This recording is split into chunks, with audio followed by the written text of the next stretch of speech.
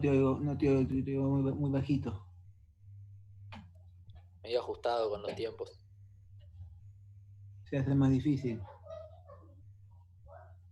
Y hay que dedicarle más tiempo. Se pierde mucho tiempo en la logística también, ¿no? En conectarse, desconectarse, hacer las reuniones, mandar los mails, entrar a las páginas de estas. Porque estas aulas virtuales no están preparadas para esto, son un complemento de la clase presencial, para pasar cosas, material. Pero laburar solamente con las aulas virtuales, como si esto fuera una carrera a distancia, requiere otro aceitamiento de las páginas. Son páginas mucho más ágiles.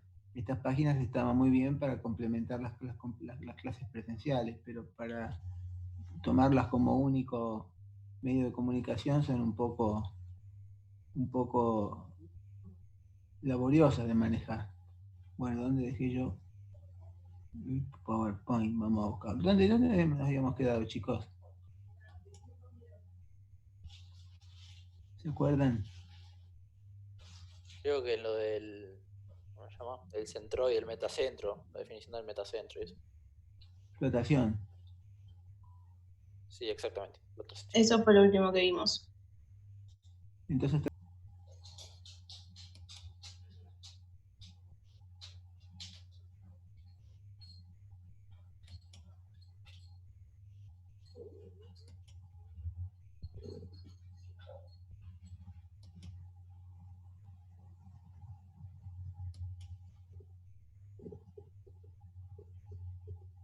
bueno, vamos a arrancar.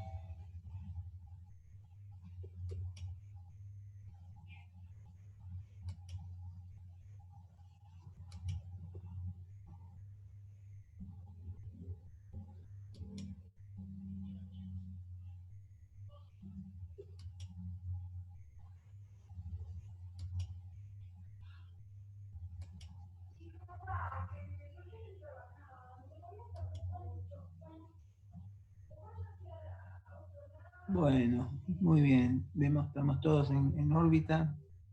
Todos se escuchan, todos ven. Sí, se ve perfecto. Bueno, vamos a ver entonces la parte de fluidostática, perdón, de fluidodinámica, es el movimiento de fluidos, que vendría a ser cinemática y dinámica, es decir, el movimiento de fluidos y la sumatoria o el conjunto de fuerzas que hacen que esos fluidos se muevan. Así que ambas unidades en una les llamamos movimiento de fluidos.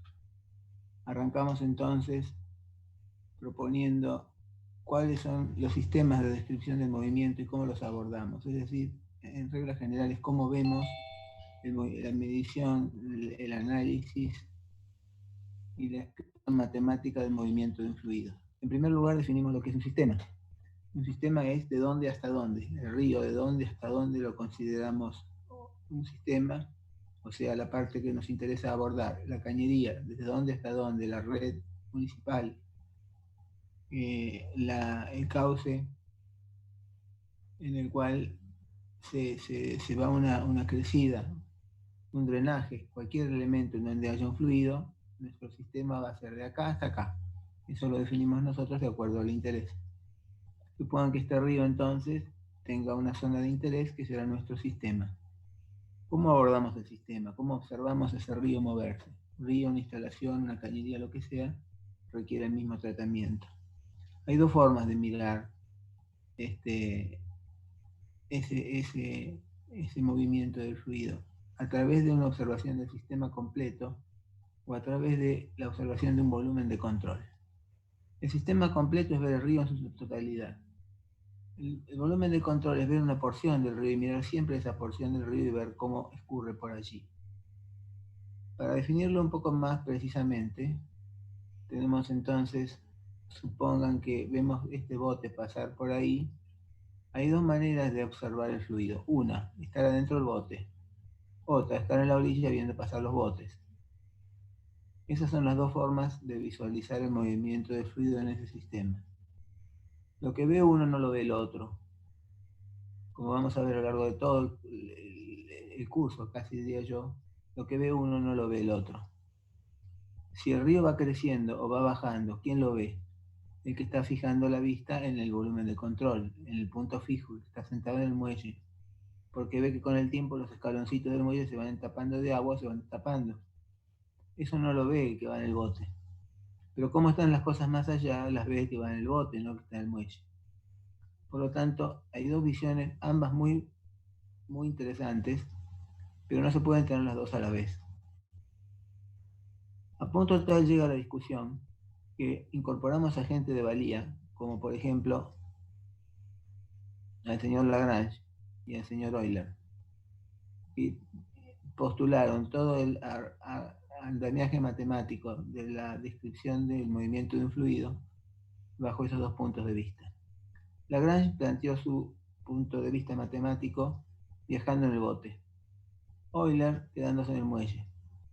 Es decir, Euler planteó el formulismo matemático fijando un volumen de control, mientras que Lagrange se subió a una partícula y viajó por todo el sistema sentado en la partícula.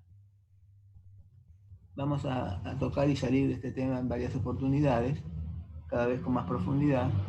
En esta primera instancia propongamos la cuestión básica de la diferencia matemática entre Lagrange y Euler. Esto es una cañería que termina en una caída libre y queremos observar la descripción de este sistema. El sistema es lo que ven ahí, el caño más la caída. Lagrange se sube al bote y viaja con el bote. A lo largo de todo el recorrido va Lagrange sentado en el bote. Entonces, ¿cuál es el problema de ir sentado en el bote? Que todo lo que ve matemáticamente lo refiere a un eje de coordenadas. La pregunta es ¿dónde está el eje de coordenadas? Obviamente, si el tipo está en el bote, no tiene más remedio que poner su eje de coordenadas en un punto del bote. Por lo tanto, el eje de coordenadas viaja con el bote. Entonces, un elemento cualquiera, como por ejemplo la velocidad, va a depender de cuatro cosas. Va a depender de X, de Y, de Z, o sea, la posición en el volumen, y de tiempo. A medida que pasa el tiempo, cambia la velocidad o no, y cambia X y Z. El problema es que X y Z no están referenciados a un punto fijo, sino al bote. Por lo tanto, X, la variable X, depende del tiempo, la variable Y también y la variable Z también, porque se mueven con el bote. Esta es la gran dificultad de plantear el problema desde el punto de vista de Lagrange, que no hay cómo referenciarlo porque estamos en un bote. En cambio, Euler plantea el problema sentado en la tierra firme. Él ve a partir de ahí pasar los botes. No sabe lo que hay antes ni lo que hay después, pero su eje de coordenadas está en la tierra firme. Por lo tanto, X no depende del tiempo, Y tampoco, y Z tampoco. Solo tenemos la dependencia del tiempo de B, que es la variable que estamos describiendo. Entonces el sistema euleriano es más sencillo matemáticamente hablando, porque tiene quietito el eje de coordenadas.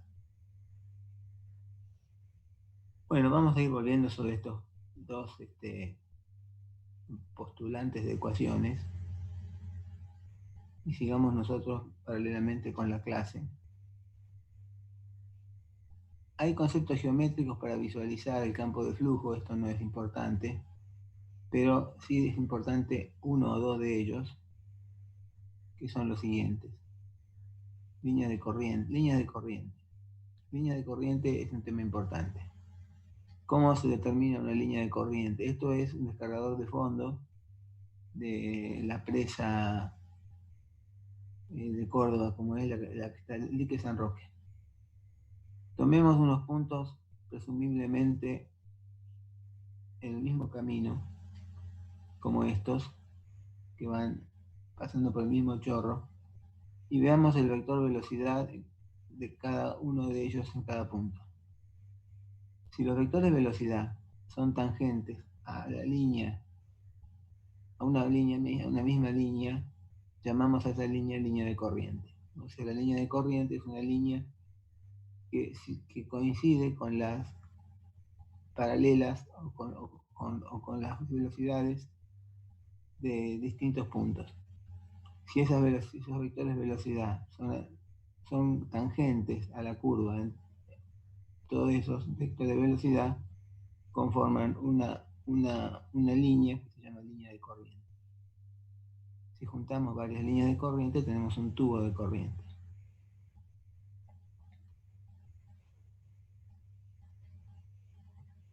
Esa es otra línea de corriente. Si nada cambia y los chorros siguen parejitos, estas son líneas de corriente. Esa es otra línea de corriente.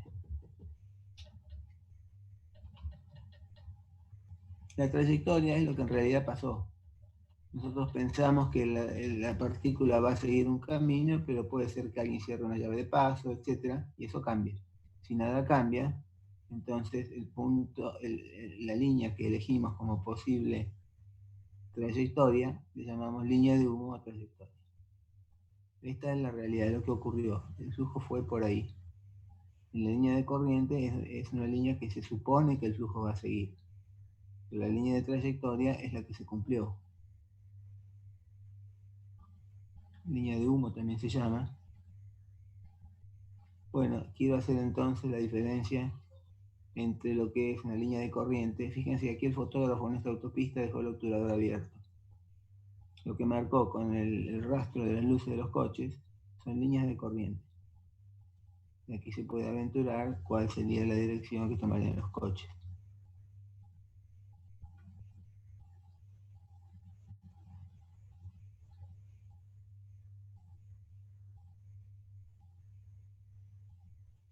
Bien, entonces hay otra cuestión con las líneas de corriente que es esta. Esta bolita está puesta en un tubo de aire, en un tubo de viento. En este simulador de viento, obviamente la bola está quieta y es el aire que circula movido por un ventilador. Pero se puede interpretar al revés, que es la bola la que circula en un flujo de aire que está quieto. Las líneas que ven allí están fotografiadas y son líneas de corriente. Bueno, estos tubos de corriente existen en la realidad, por ejemplo, en las corrientes marinas. Las corrientes marinas son tubos de corriente que por cuestiones de temperatura van teniendo en forma permanente ese recorrido. Si cambiamos de fluido y vamos al fluido gaseoso y vamos a la atmósfera, también hay corrientes de aire, tubos de corriente de aire que los aviones aprovechan para ahorrar nafta.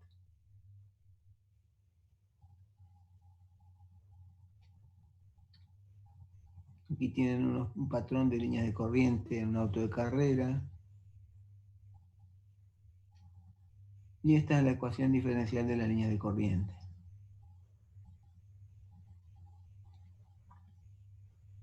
O sea, el cambio en X sobre el módulo de la velocidad en X, que es U, es igual a lo mismo en Y, lo mismo en Z.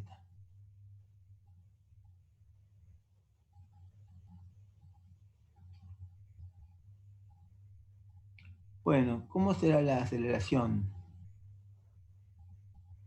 en un sistema donde estamos identificando, describiendo el movimiento de un fluido? La aceleración es una pregunta sencilla, pero tiene una respuesta bastante difícil. Por lo pronto, la aceleración es esta. Son tres. ¿Por qué? Porque aquí hay tres componentes que puede tener la aceleración. Eje X, eje Y, eje Z. En cualquiera de las tres direcciones puede modificarse la aceleración. Y también puede modificarse en el tiempo. Entonces tenemos aquí las ecuaciones planteadas de la siguiente manera. La aceleración, en primer lugar, puede variar con el tiempo. ¿Cuál aceleración? Porque hay tres. Bueno, vamos a ver si puedo poner acá un puntero más interesante que este. A ver qué podrá hacer. Puntero láser. No, por el puntero láser. Entonces tenemos la aceleración en el eje de las X, analizando cómo varía el componente de velocidad en ese eje con respecto al tiempo. Cómo varía el componente en Y con respecto al tiempo, cómo varía el componente W con respecto al tiempo, nos dan un primer valor de la aceleración en X, en Y, en Z. Pero no es la única variación que podemos tener de la velocidad con respecto al tiempo. Podemos variar la velocidad con respecto a otra cosa y también aparezca una aceleración. Por ejemplo, si vamos por la General Paz y doblamos por las Lugones a la misma velocidad sin mover el acelerador, ¿hay la aparición de una aceleración? Al doblar la curva aparece la aceleración centrífuga. Sin tocar la velocidad, pero cambiando de dirección, aparece una aceleración. Uno entonces siente que el auto lo tira hacia la ventana, por ejemplo, hacia la puerta. Entonces tenemos así un cambio de velocidad con respecto a X, con respecto a X y con respecto a X. Lo mismo pasa con la aceleración en Y, cuando el cambio es con respecto a Y y con respecto a Z. Entonces tenemos 4 términos para describir la aceleración que se describe en 4 ecuaciones. Los 3 términos comienzan con la aceleración, que es la variación de la velocidad, y plantean en primer lugar la variación de la velocidad en sus 3 componentes con respecto al tiempo, como se ve acá, acá y acá. Esta es la aceleración llamada local. Y después vienen 3 términos de una aceleración que se llama convectiva, que es la aceleración en el eje X, en el eje Y y en el eje Z.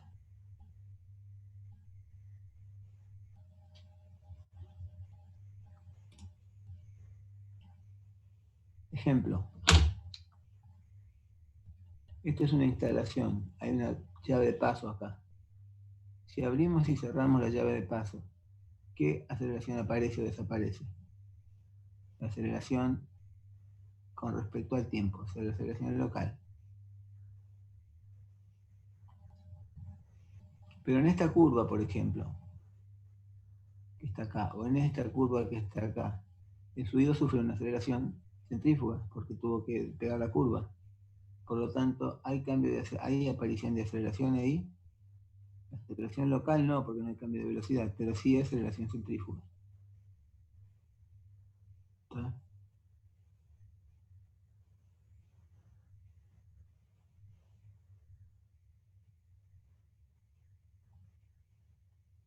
Entonces en las curvas, en los codos, aparece un cambio de velocidad, no con respecto al tiempo, sino con respecto a la disposición geométrica de las piezas. Por lo tanto, aparece una aceleración que llamamos convectiva.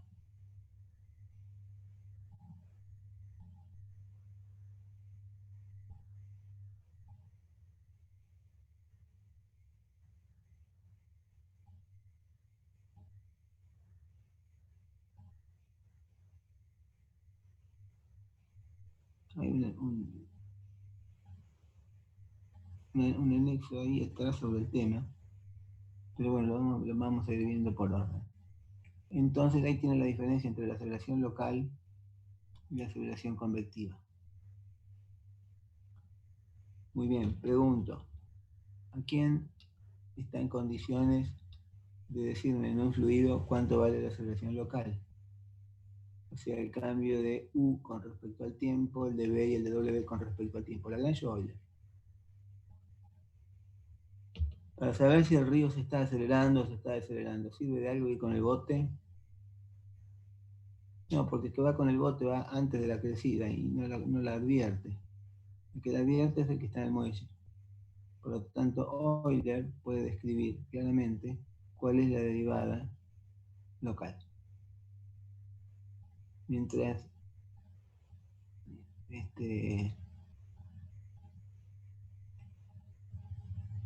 Lagrange verdaderamente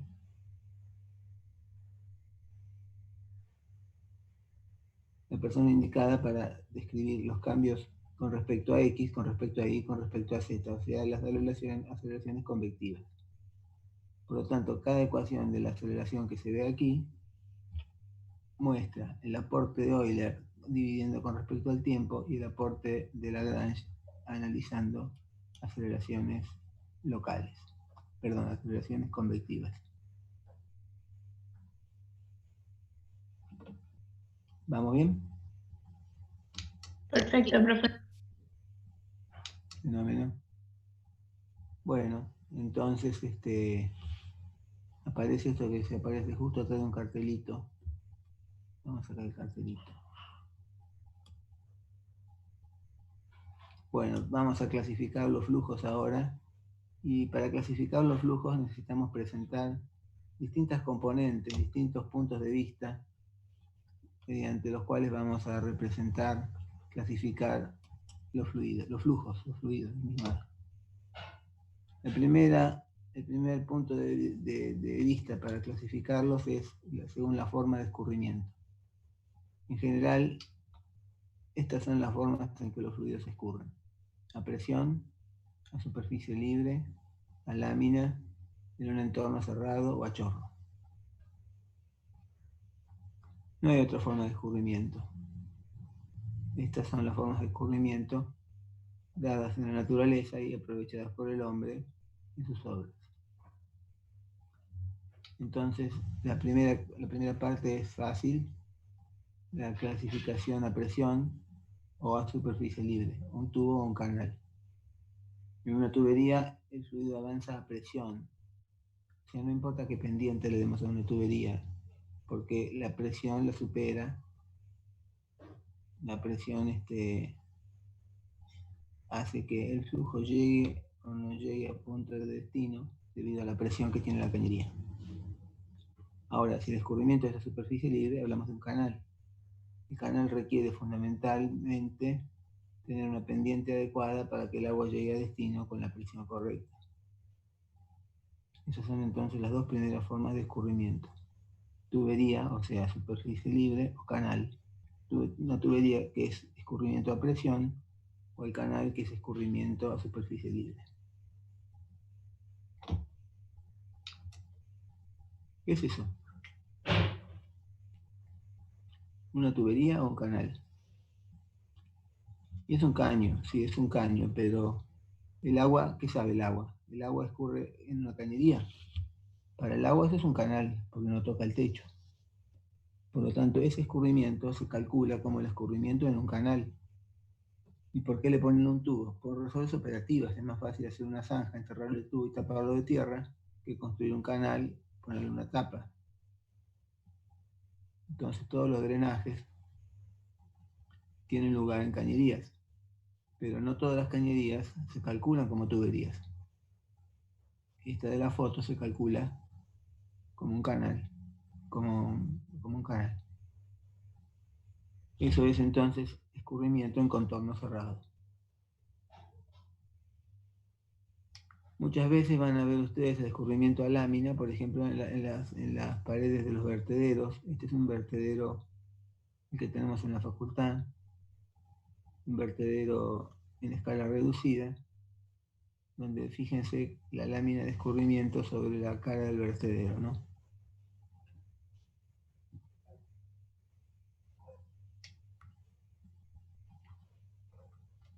No tengo más fotos de láminas, bueno, voy a tener que buscar. Entonces, el escurrimiento a lámina es una variante interesante de escurrimiento. Tiene como ventaja, en este caso, poder darle forma a la bajada del agua por la rápida. Obviamente es una estructura que requiere su mantenimiento, es cara, pero es la más conveniente. Chorro. Esta es la descarga del vertedero de la presa más grande del mundo hoy en día, que es las Tres Gargantas en China, en el Río Amarillo. ¿Qué tiene de ventajoso el escurrimiento a chorro? ¿Qué presión hay en ese chorro? ¿Ustedes se animarían a tirarse en ese chorro? No. ¿Cuál es la presión adentro de un chorro? ¿Qué crees vos? El chorro es un caño que está construido de agua. El diámetro de ese caño lo fija el agua misma. O sea, esto es como ponerse un calzón con un elástico de longitud infinita. Uno se lo pone y se estira todo lo que hace falta. Por lo tanto, el agua muy cómoda va a elegir la presión atmosférica. Quiere decir que todo chorro tiene adentro la presión atmosférica. Más allá de lo que a uno le puede pasar si se tira en ese chorro cuando llega a destino, el viaje es muy cómodo, porque uno viaja a presión atmosférica. El chorro adapta su diámetro para que la presión en todo su entorno y en su interior sea la presión atmosférica. Por lo tanto, eso es la ventaja de un chorro. Uno sabe que la presión va a ser la presión atmosférica. Entonces el chorro es una solución muy interesante en muchas estructuras. Y ya lo vamos a ver en varias oportunidades. Muy bien, estas son nuestras formas de escurrimiento. Fíjense que se nota que el agua está como estirada, ¿no? Como acomodada. Si sale de un diámetro de un caño a presión, enseguida se adapta al diámetro que corresponde a la presión atmosférica. Otra forma de escurrimiento es según la rotación. Ustedes saben que las masas de aire no están exentas del el efecto de la aceleración de Coriolis. Ubican la aceleración de Coriolis. Como la Tierra gira, todo elemento que se mueve en la Tierra tiende a verse como un movimiento parabólico. Ejemplo, supongan que, a ver si hay algo más movido acá, no. Supongan que ustedes tiran un balazo de cañón y el cañón está ubicado acá, en el Ecuador. Ustedes le apuntan al polo norte y le tiran un cañonazo al polo norte. El cañón viaja por esta línea recta hacia el polo norte. Pero mientras el cañón viaja, la Tierra se mueve. Como la Tierra se mueve, entonces el tipo del cañón cuando ve el suelo no ve este recorrido. Porque cuando el cañón está acá, la Tierra está donde está. Tomemos un punto de la Tierra por acá. El cañón está acá, el cañón dispara. Cuando la bala del cañón llegó, por ejemplo, a la mitad, hasta acá, la Tierra se movió desde acá hasta acá. Por lo tanto, el suelo se corrió. Y el suelo que estaba indicado por esta línea, de esta flecha, la línea viró y se puso parabólica. Porque el suelo se movió. Entonces un punto que estaba acá, cuando la bala del cañón salió, cuando la bala del cañón llegó acá, el punto ya se corrió para la derecha. Por lo tanto, el verdadero recorrido con respecto a la Tierra es el curvo. Entonces las masas de aire que se mueven solas por la Tierra se mueven en línea recta, pero por efecto de la aceleración de Coriolis son desviadas y siguen una trayectoria parabólica. Por eso cuando uno saca el tapón de la bañadera aparece esa curva, porque es la aceleración de Coriolis la que obliga a que toda masa de aire, incluso tan chiquita como en una bañadera, sigan trayectorias parabólicas. Esa aceleración de Coriolis y sus benditas trayectorias parabólicas fomentan entonces movimientos de aire y de agua más importantes, como los tornados, los huracanes. ¿Por qué un huracán gira? Por efecto de la aceleración de Coriolis. Entonces aparece la rotación. Todo fluido que se mueve lo hace rotando. La pregunta es si es necesario tenerlo en cuenta. ¿Es necesario plantear todo movimiento de fluidos como una rotación? Evidentemente no. Por lo tanto, quien plantee el análisis de la rotación en una cañería de un acueducto está perdiendo el tiempo. Pero el que no tenga en cuenta la rotación, si analiza los resultados de los daños de un huracán, está haciendo cualquier cosa. Entonces hay que tener en cuenta cuándo considerar la rotación del fluido o cuándo no. Desde ese punto los fluidos son rotacionales o irrotacionales. Según los ejes de referencia, hay que considerar cuántas dimensiones deben ser tenidas en cuenta en el análisis de fluidos. 1, 2 o 3. Supongan que ustedes diseñan esta tubería. ¿Les importa otra dirección que no sea X? Ustedes quieren ver qué pasa con el caño en el sentido del agua, en el sentido en que se mueve. Otro punto no tiene interés. Ahora, si ustedes están haciendo un análisis de contaminantes, por ejemplo, en el Río de la Plata, está vista por satélite, a la izquierda tienen Punta del Este y a la derecha Buenos Aires, y quieren ver cómo evolucionó la contaminación, bueno, una partícula de contaminante va a viajar hacia el Río de la Plata, pero también hacia las orillas. Por lo tanto, si va a viajar hasta las orillas, de una orilla a la otra, se va a mover en el eje X y también en el eje Y.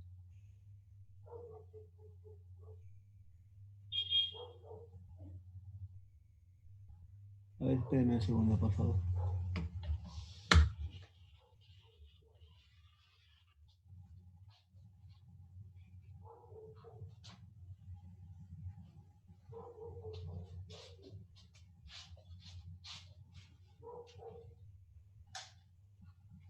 ¿Alguien toca bocina?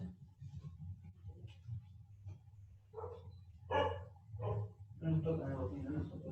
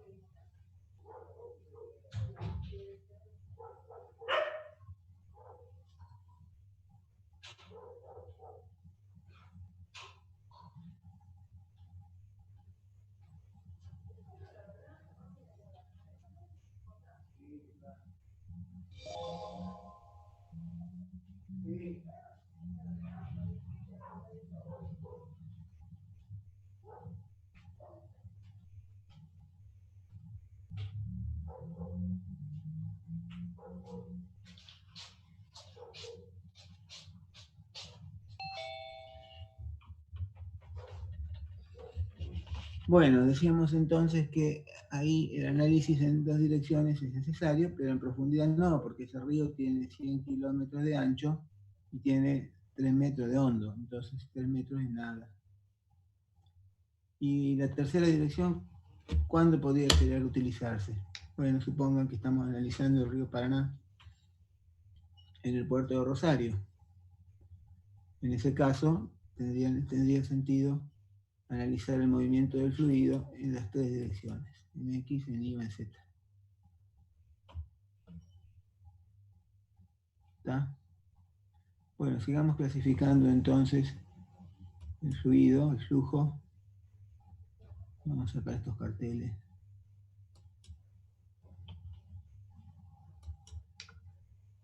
La próxima clasificación sería con respecto al cambio de velocidad. La velocidad puede cambiar o puede no cambiar. Es decir, la característica respecto del tiempo de la velocidad es que puede ser constante o no. Eso quiere decir que la clasificación es flujo permanente o flujo impermanente. Si la velocidad cambia, el flujo es impermanente, si no cambia, es permanente. Pero ojo, cambia con respecto a ¿qué? Al tiempo. Que cambie con respecto al tiempo significa que en la misma trayectoria, de golpe, puede haber una disminución o un aumento de la velocidad o no. Entonces aquí tenemos un flujo permanente donde con respecto al tiempo no hay cambios. Ustedes pueden mirar horas y horas de ese chorro y va a estar siempre igual. Por lo tanto, nadie toca una llave de paso, el flujo es permanente porque la velocidad no cambia con respecto al tiempo. Las líneas de corriente en general están fijas en el espacio si el flujo es permanente.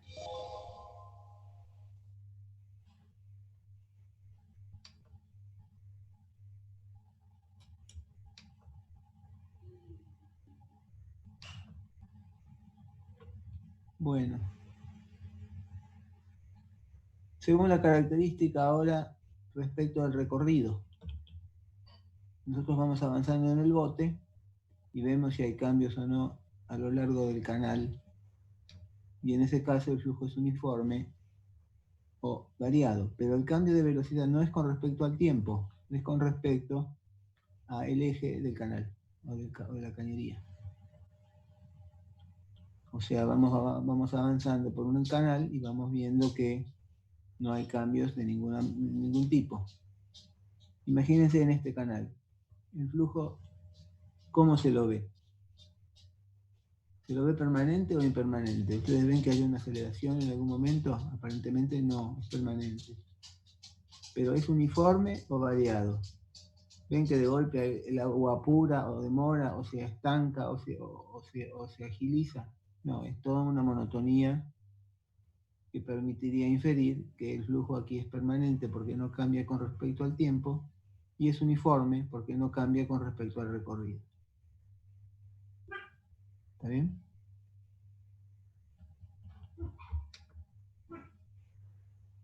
Acá tenemos un canal para ensayos. Pregunto, ¿el flujo acá es uniforme o es permanente o impermanente primero? ¿Cómo sabemos si es permanente o impermanente? Nos paramos en algún lado, acá. Bien, miremos acá fijo. ¿Cambia? No cambia, no cambia. Miremos aquí, es distinto, sí, pero ahora miremos acá. ¿Cambia? No, es siempre igual. Y acá es distinto de los otros dos puntos, pero en este punto no cambia, siempre igual. Por lo tanto, nadie tocó ninguna llave de paso. El flujo aquí es permanente. No hay cambio de velocidad con respecto al tiempo. Pero es variado, no es uniforme, porque nos corremos un poco en el eje y vemos que las profundidades son distintas, las turbulencias aparecen, desaparecen. Aquí aparece una curva de Profe, remanso. perdón. Sí. Entonces, ¿el movimiento del agua no cambia la velocidad? El movimiento del agua no cambia la velocidad. A ver, esa pregunta es un poco amplia. Por ejemplo, en este punto, ¿vos ves que cambia la velocidad? No. No y sí. Cambia la velocidad porque no es la misma que acá. Pero Claro. acá es siempre igual. Y acá es siempre igual. Son distintas acá y acá. Pero en cada punto no cambia. Ah, pero en cada punto es igual, ok, perfecto. Entonces, en cada punto es igual.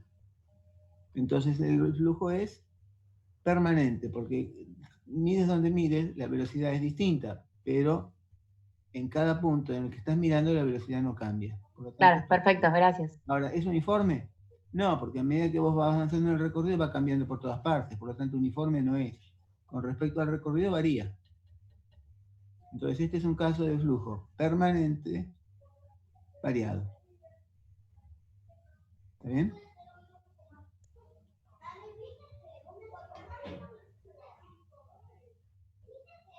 Perdón, ¿se entendió? ¿Todo el mundo? Sí, perfecto. Entendido, profe. Bueno, bien. Otro tipo de punto de vista, el comportamiento de las partículas. Y esto es sumamente importante, porque yo les vendí el buzón de las láminas de resmas de papel, que no es un buzón, es cierto, pero no es la única forma en que puede escurrir un fluido. Yo les hablé de una cosa prolija, donde había una adherencia, donde cada lámina por adhesión se llevaba a la vecina y generaba un escurrimiento en láminas, que se llama justamente escurrimiento laminar, pero no es el único, hay otros. Por ejemplo,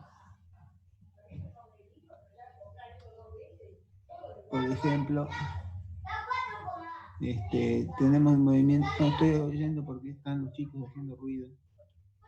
Les voy a poner un poco de orden, perdón. Por favor, ¿podemos hacer un poco de silencio todos, hablar más bajito? Porque hablamos más bajito todos, ¿sí?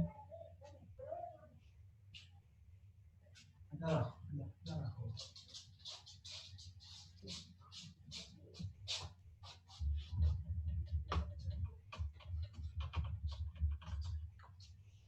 Bueno, es que estamos en viernes a la tarde y los chicos hacen nada más que 52 días que están metidos en esta casa. En fin.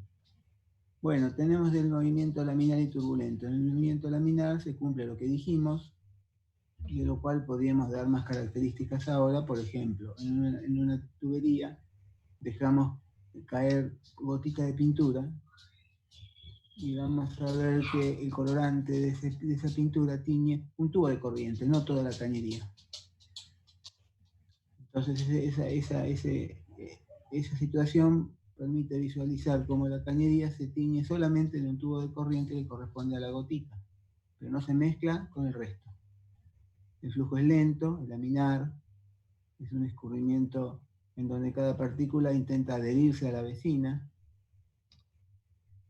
Y esta es la distribución de velocidades. A medida que vamos acercándonos al centro, la velocidad aumenta, con un gradiente suave de distribución de velocidades, velocidad nula en los bordes, velocidad máxima en el centro de la tubería. La distribución se asimila, pongo eso porque la sangre es un ejemplo de escurrimiento laminar. El escurrimiento avanza telescópicamente, como se muestra ahí, es decir, la velocidad del centro va siendo mayor que los aros que lo rodean. Y pasamos entonces a la descripción de otro tipo de movimiento, que es la turbulencia. Díganme si en ese caso se puede hablar de láminas, de adherencia, de prolijidad, de resmas. Eso es un quilombo. Entonces, ¿quién rige ese tropel de agua? El desorden. Fíjense que en el tubo del centro tenemos la esquematización de la colocación de un colorante en un tubo. Guarda su lámina. Pero fíjense lo que pasa abajo. Es una mezcla completa y total, irreversible, en donde el caos es el que reina. Entonces las moléculas de agua no se adhieren unas a otras, sino que se golpean, y todo avanza a los choques. El derroche de energía es enorme, y todo esto suele esquematizarse con dibujos como este, por ejemplo. Fíjense que en la distribución de velocidades del régimen laminar tenemos esa distribución en forma telescópica, mientras que en el flujo turbulento es una avalancha que avanza con velocidad constante en todo el tubo. Estas son formas en que todos esos conceptos intentan transmitirse en la bibliografía. Es la diferencia entre el flujo laminar y el flujo turbulento. El flujo laminar es esta caminata que hacen los religiosos en Pascua. El flujo turbulento es la avalancha de la puerta 12 de la cancha de River. Ahí tienen la distribución, una distribución con mucho gradiente en el flujo laminar, bien telescópica, y a la derecha tenemos la distribución de velocidades turbulenta, donde prácticamente es un tropel que avanza a velocidad constante, con un gradiente muy profundo, muy grande de velocidades, porque se hace cero contra los bordes, ¿no? Esa sería la superposición de la distribución turbulenta y la laminar. Prácticamente toda la tubería en la distribución en el flujo turbulento tiene la misma frente de ataque, la misma velocidad, salvo los bordes que son de velocidad nula.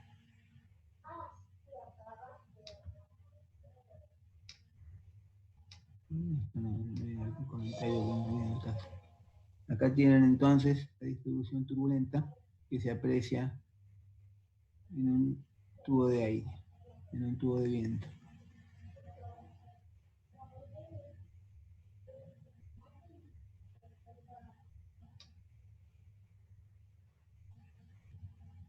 Fíjense esta interesante situación del cigarrillo, ¿no? El aire sube y arrastra el humo del cigarrillo en forma laminar, forma prolija, líneas paralelas.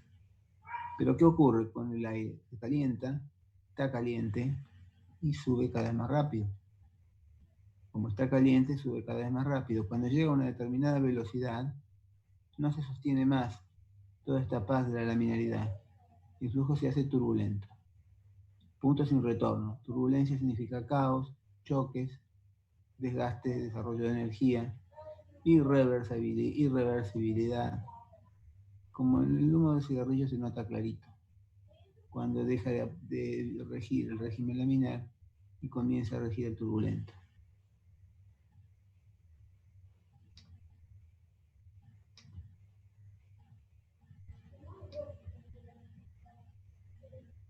Eso lo dejamos por ahora. Bueno, les presento al ingeniero Reynolds, una persona sumamente importante en el desarrollo de la mecánica de los fluidos. El ingeniero Reynolds propuso un número que ahora vamos a ver de dónde lo sacó, para diferenciar el flujo laminar del flujo turbulento. Calculó ese número como la densidad por la velocidad por una longitud característica dividido la viscosidad. Con ese número, él define dónde estamos parados. Hasta 2000 el régimen es laminar. Entre 2000 y 4000 es una zona de indeterminación. De 4000 en adelante el régimen es turbulento. El ingeniero siempre diseña en régimen turbulento, salvo que se dedique a fabricar marcapasos o a cuestiones de la sangre. El ingeniero calcula siempre en régimen turbulento. Y si la cosa no está clara, la fuerza que sea turbulento, porque la turbulencia no se vuelve, pero de la laminaridad sí. Entonces, si el flujo es laminar, puede que vaya turbulento, si salga de los cálculos. Entonces hay que ir a lo seguro.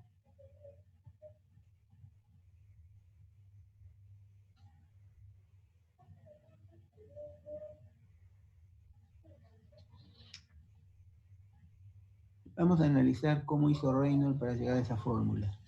Supongan que existen fuerzas que dominan el movimiento del fluido. Esas fuerzas pueden ser fuerzas de presión, como se ve arriba a la izquierda, fuerzas de inercia, centrífugas, de tensión superficial, de viscosidad, de compresión. Hay muchas fuerzas que pueden tener vigencia en un sistema de movimiento de fluidos.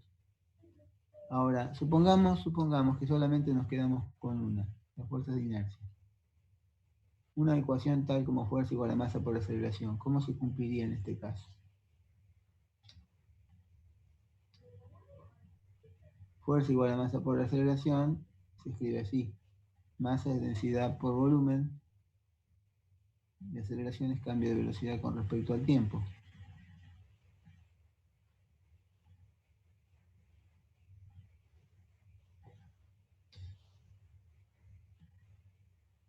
Por lo tanto, la ecuación queda así. Sacando los paréntesis y agrupando, nos queda que densidad por área por velocidad al cuadrado es la característica de una fuerza de inercia. Si tenemos un sistema donde se aprecia que avanza por inercia, la fuerza de inercia que está empujando ese sistema se calcula como densidad, longitud al cuadrado, velocidad al cuadrado. Ahora bien, si esta es la característica de una fuerza de inercia, es que cuando vemos una ecuación construida así, sabemos que es una ecuación de fuerza en un sistema de inercia. ¿Qué pasa ahora si analizamos otra fuerza que puede estar presente en el movimiento de un fluido? Por ejemplo, la viscosidad. Este es un fluido que avanza más o menos de acuerdo a la viscosidad del fluido. Entonces, analicemos qué ocurre con una fuerza como esta, que es la fuerza de la tensión transversal. La tensión transversal es fuerza sobre área, o sea, fuerza para fluir, ¿no es cierto?, dividido la superficie.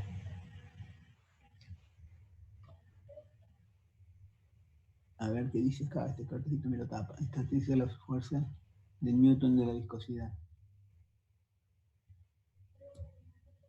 Sí, la fuerza es igual a mu, que es de viscosidad, por velocidad, longitud al cuadrado, longitud. Esta es la ley de Newton de la viscosidad, que combinada entonces con la otra, permite despejar así, y combinándola con la otra fórmula,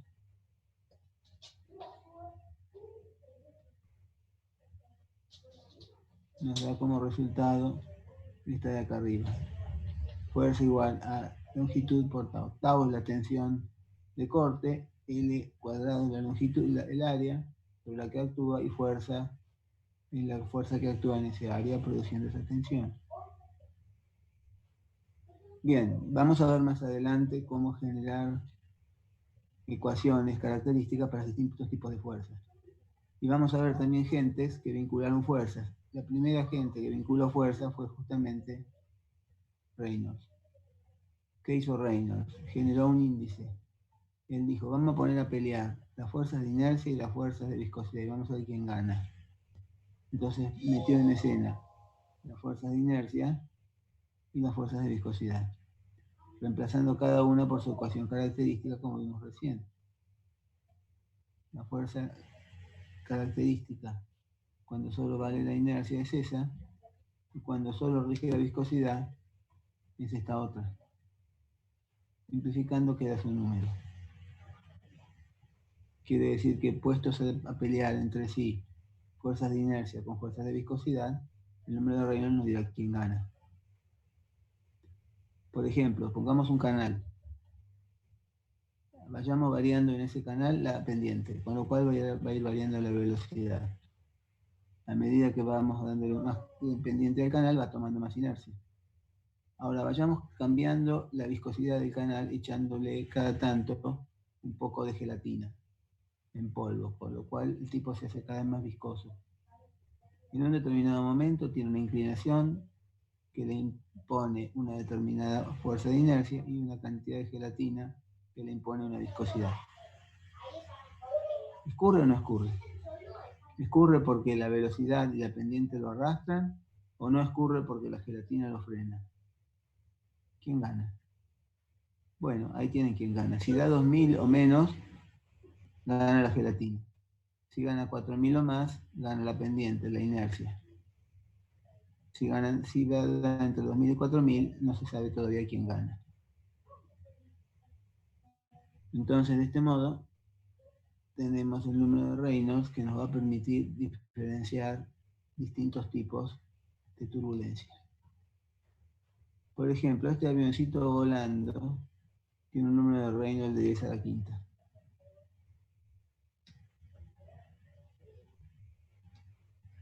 Pescadito, una ballena, valores parecidos, 10 a la quinta, 10 a la séptima,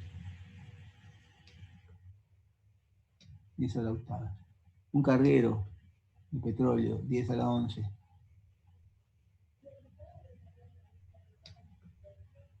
Un buzo, 10 a la 4.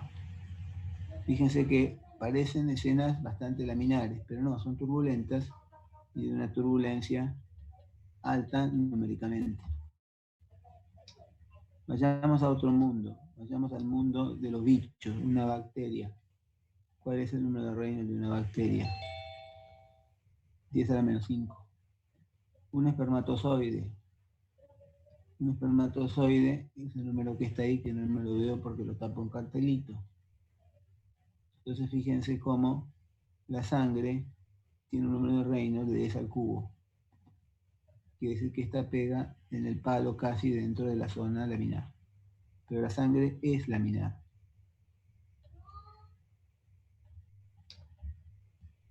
Bueno, hemos pasado entonces por una definición muy importante, que es la clasificación según el comportamiento de las partículas.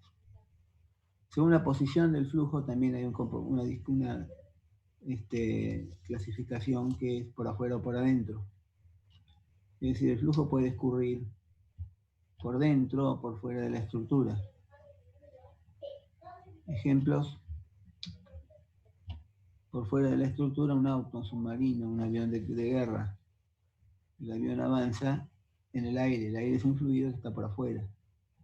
El auto de carrera lo mismo. Es decir, son bólidos que avanzan en un flujo. Un submarino avanza en el agua, pero el agua rodea al submarino. Ahora, otro canal es un canal o una cañería, donde el flujo va por dentro.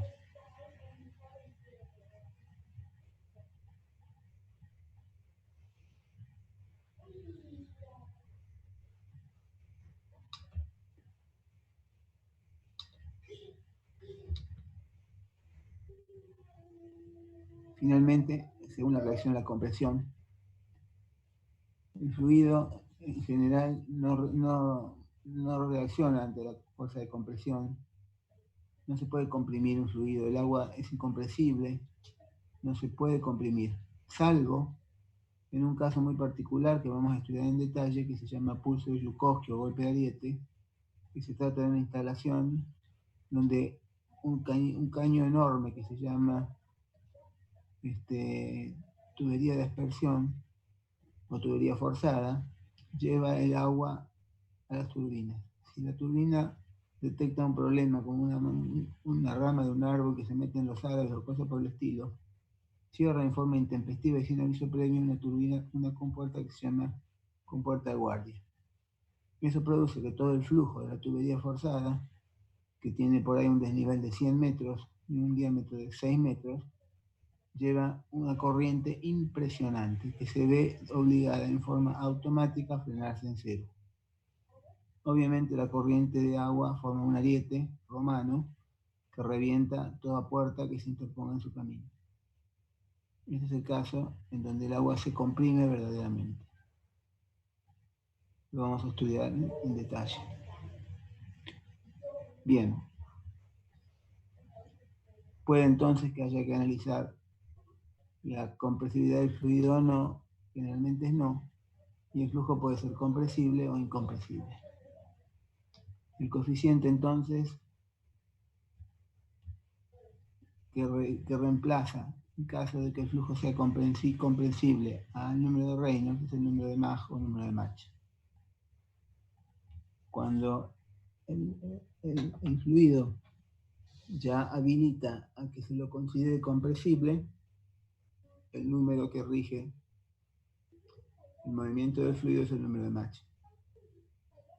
Y ahí vamos a estudiarlo, el número de Mach, aparte cuando nos acerquemos al estudio de los fluidos compresibles.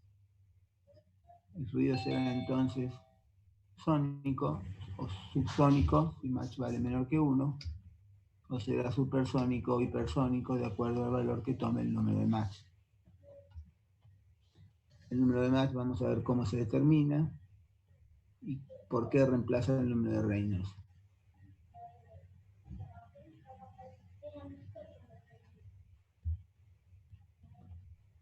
Ahora, yo dije que el fluido, el agua no es compresible, pero después dije que el número de Reynolds se reemplaza por el número de Mach. Entonces es compresible. No, hablo de otro fluido, hablo del aire.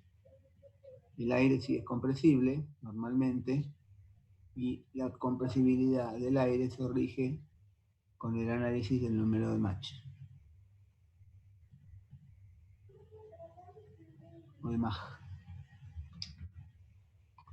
Ahí tienen un avioncito en un flujo compresible rompiendo la barrera del sonido.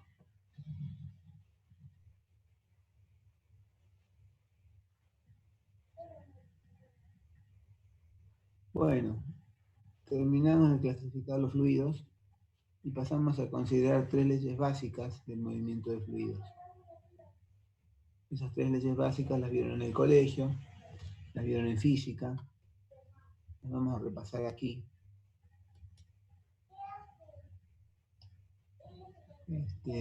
Perdón que acá tengo preguntas en el chat y no les di ni 5 de pelota.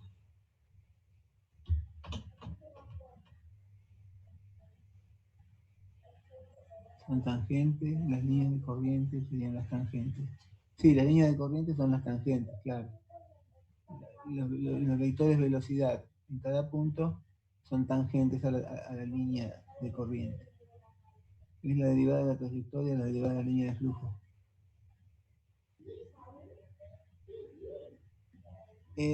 Claro, sí, bueno, matemáticamente podría interpretarse la velocidad como la derivada de la trayectoria. Es un poco traído de los pelos, pero matemáticamente cierra.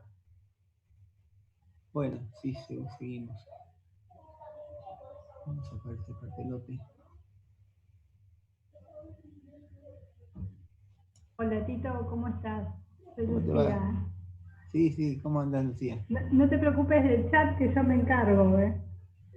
Ah, vos lo seguís, bueno, perfecto, bárbaro. Sí, por eso yo le había respondido a uno de los chicos que había consultado y todo, así que no te preocupes por eso. No quería interrumpir. Está tan chiquita la letra que no vi quién había dado respuesta. Bueno, sigo entonces. Las tres leyes básicas entonces que van a regir el movimiento de fluidos son estas cuatro, porque es así, son tres, pero siempre aparece alguien que viene con el primito, ¿viste? Aquí también esta fórmula viene con el primito. La primera es la ley de conservación de la masa, la segunda la primera ley de la termodinámica, la tercera la segunda ley de la ecuación de Newton de la cantidad de movimiento, y el primito, que es la ley de conservación del movimiento angular. Estas cuatro fórmulas entonces dan lugar al andamiaje matemático de la formulación integral de las leyes del movimiento de los fluidos. La primera de las leyes es la de Lavoisier, de conservación de la masa, donde aquí les presento un bicho nuevo que es la derivada mayúscula. Esto es la derivada, vamos por partes. ¿Qué es densidad diferencial volumen? Densidad por volumen es masa. La integral en el sistema de la densidad por el diferencial volumen es el cambio de masa. Si planteamos una integral, es que si esa integral da distinto a cero, hay un cambio. Entonces, la masa del sistema está dada por esta integral. ¿Y cómo evaluamos el cambio de la integral? Con la derivada. Si la derivada es igual a cero, no hubo cambios, sino hay. Pero esta derivada es una derivada con mayúscula. La derivada con mayúscula con respecto al tiempo es la derivada total o derivada material. Derivada de este tipo es derivada con respecto al tiempo, más derivada con respecto a x, más derivada con respecto a y, más derivada con respecto a z. Son cuatro derivadas todas juntas. O sea, si la integral de la densidad diferencial volumen es la masa, esa masa no cambia, por eso igual a cero, ni con el tiempo, ni en x, ni en y, ni en z. No escapa. ¿Está bien? Entonces el sistema no evapora la masa, por eso no cambia, y tampoco hay un agujero por los rincones de las paredes donde se escape. Muy bien, en ese caso entonces estamos presentando la ley de Clausius, donde la conservación de la masa se expresa de esta manera. Cambio de masa es la derivada y masa es la integral de densidad diferencial volumen.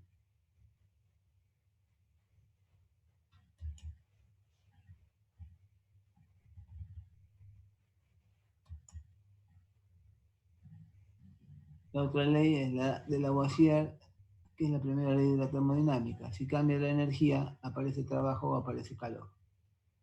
La energía, ¿cómo está aquí expresada? La energía está expresada en E, que es energía por unidad de masa. Densidad por volumen es masa.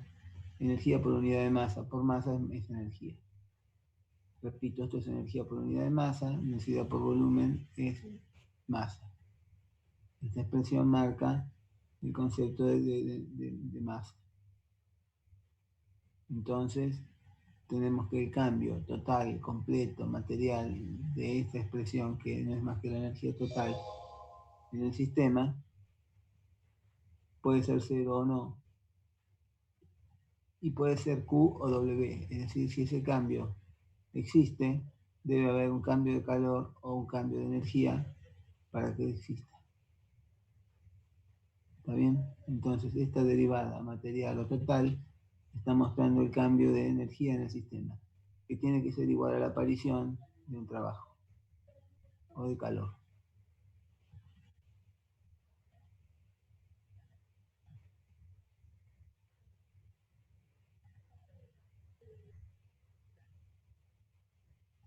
Bueno, la próxima ley entonces, segunda ley de Newton, cantidad de movimiento. Acá tenemos entonces densidad por volumen, ¿quién es? Masa. Si densidad por volumen es masa y la multiplicamos por velocidad, masa por velocidad es cantidad de movimiento. La variación, otra vez, de la cantidad de movimiento respecto del tiempo tiene que ser igual a la fuerza. Es decir, si ustedes van en el auto y pegan una frenada, cambiaron de velocidad, cambiaron de cantidad de movimiento. Pero ustedes no se quedaron quietitos, se fueron contra el volante. ¿Y quién los empuja si nadie atrás, si nadie viaja en el asiento de atrás? La fuerza que aparece es la que corresponde al cambio de velocidad.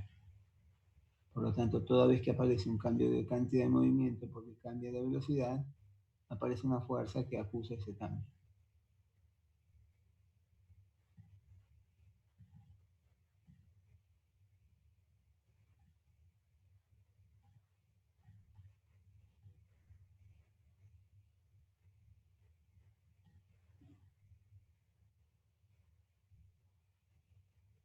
Bien, la siguiente ley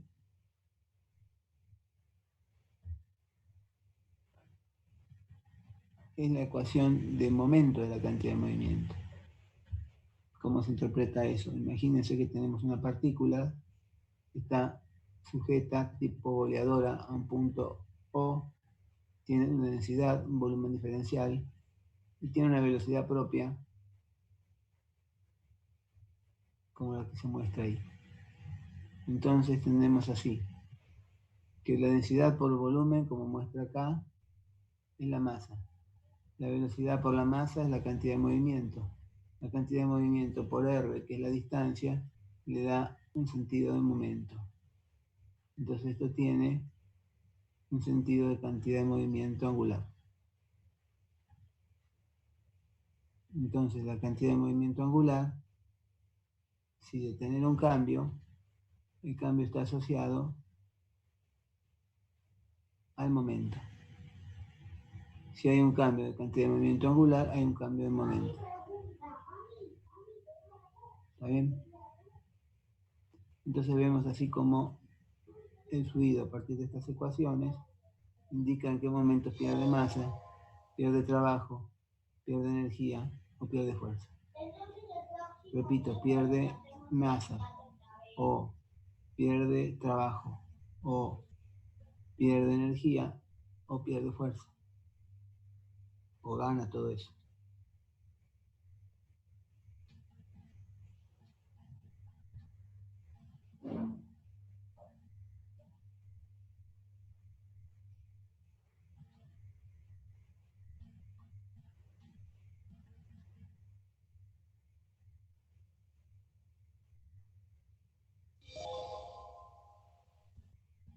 Vamos a ver entonces la ecuación de Bernoulli, que es la primera ecuación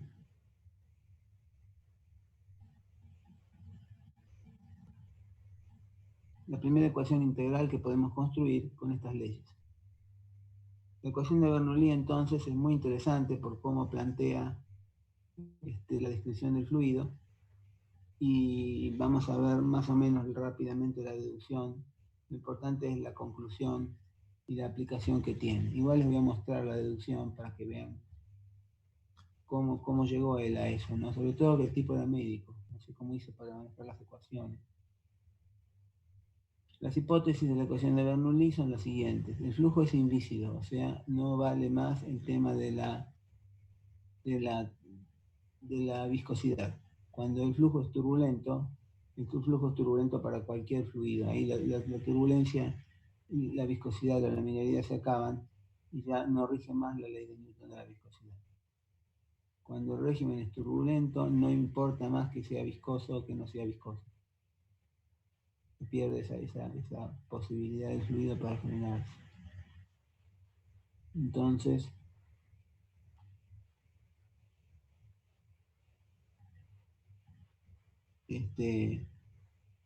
el flujo tiene que ser invícido, o sea, el régimen turbulento, claramente turbulento, porque la velocidad tiene que ser cero. El flujo tiene que ser continuo, o sea, cambio de velocidad con respecto al tiempo cero.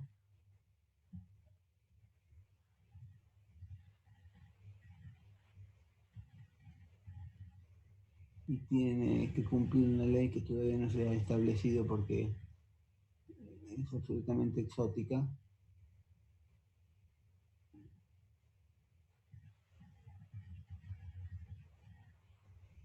Bueno, de eso vamos a hablar más adelante. Quedémonos con estas tres.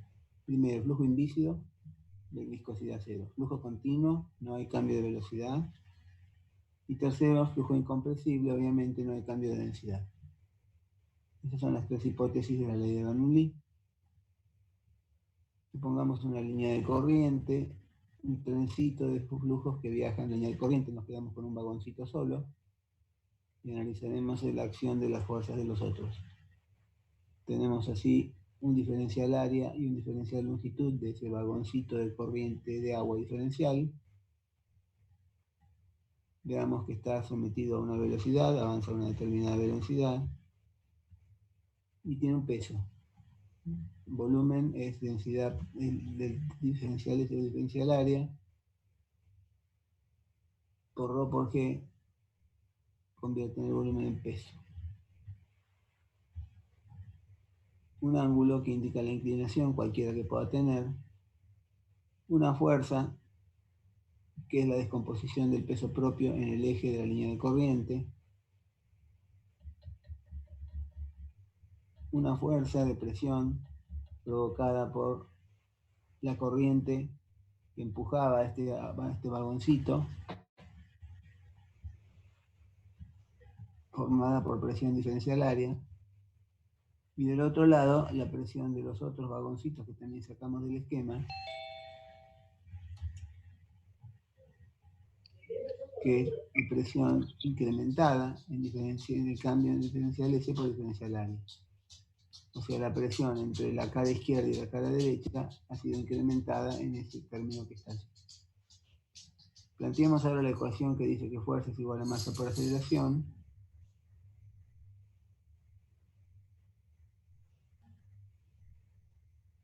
Que tiene que aparecer por acá. Acá está. Sumatoria de fuerzas estará dada por... Bueno, se me corrieron las cosas, ¿no? Tenemos la fuerza azul, esta que está aquí abajo, la fuerza azul que está del otro lado, la fuerza roja que es la proyección del peso propio. Esas son las tres fuerzas que están apareciendo acá. Por eso las tres fuerzas son P diferencial área, que está acá. Se corrieron, vamos. P diferencial área que está acá, más P más diferencial área, que está acá del otro lado, esta, más la proyección del peso del fluido.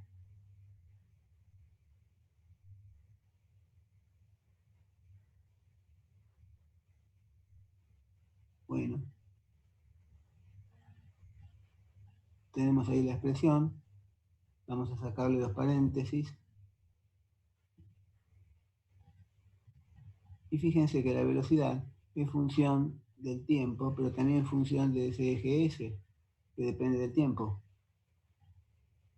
Por lo tanto, si derivamos la aceleración, tendríamos que considerar la derivada de la velocidad con respecto a S por la derivada de S con respecto al tiempo.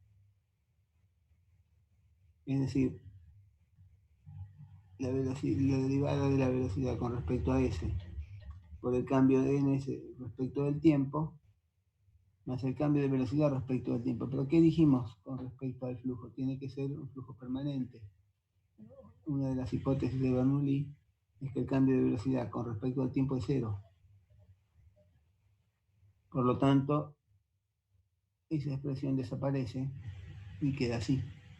La vamos a poner ahí arriba, en donde escribimos fuerza igual a masa por aceleración. La aceleración en S tiene esta forma. La expresión tiene esta forma. No voy a ir muy en detalle con esta demostración porque es aburrida, pero es interesante ver de dónde viene. Esto se va y la ecuación queda así, porque los diferenciales y diferencial A se van también. Entonces, fíjense que en esta expresión podemos aplicar el siguiente cambio. Primero, el coseno del ángulo es la relación entre el diferencial H y diferencial S, o sea, el recorrido sobre la curva de corriente y la altura en profundidad. O sea, el diferencial S se mide sobre esta línea inclinada, que es la línea de corriente, y el diferencial H sobre la vertical. Y después, esta otra expresión es interesante. Si derivamos la velocidad al cuadrado sobre 2, la respuesta es ese conjunto que se ve allí. Eso quiere decir que si tomamos velocidad por diferencial velocidad diferencial S, lo podemos reemplazar por la derivada de la velocidad dividido 2. Eso resulta entonces de utilidad para lo que viene y lo hacemos. Por lo tanto, la expresión queda así. Vamos a cambiar el final, que dice densidad, velocidad, derivada de velocidad con respecto a S por este otro. Densidad por derivada de velocidad cuadrada sobre 2 con respecto a S. Hacemos este cambio.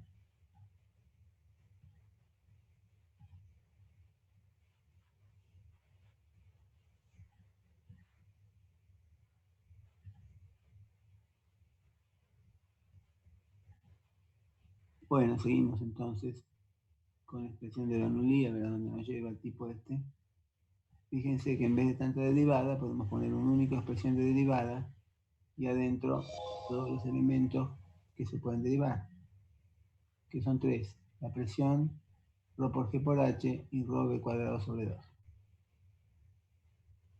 Entonces, lo que él está probando de esta manera es que ese corchete tiene que tener una derivada nula con respecto a un avance en la trayectoria S.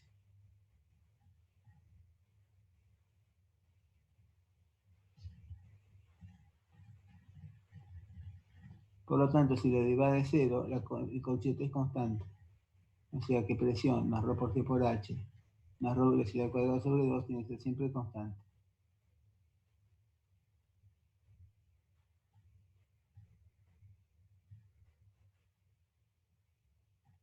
Tomamos como denominador común la densidad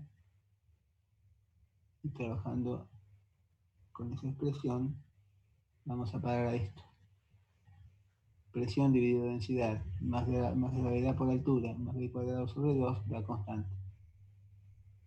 Por lo tanto, esos 3 términos de ese corchete tienen que ser constantes a lo largo de todo el recorrido. Podemos tener variantes, por ejemplo, dividido por gravedad. Si dividimos por gravedad, queda en el denominador ρ por G, que es gamma. En el segundo término queda gravedad, que se tacha con gravedad. Y así tenemos una expresión de mayor vigencia que las anteriores, que dice lo siguiente: ese corchete no puede cambiar a lo largo de un recorrido en una trayectoria de acuerdo a lo que presenta la ecuación de Bernoulli. ¿Qué es ese corchete? No sé. Son cosas que tienen que dar siempre igual. Repito la pregunta: ¿qué es ese corchete? No sé. ¿Qué significado físico tiene? Por ahora no sé.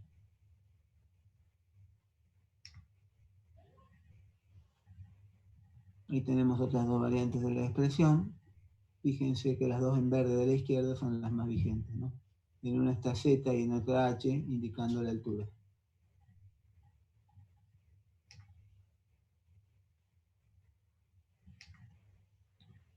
Imaginemos esta instalación, un punto cualquiera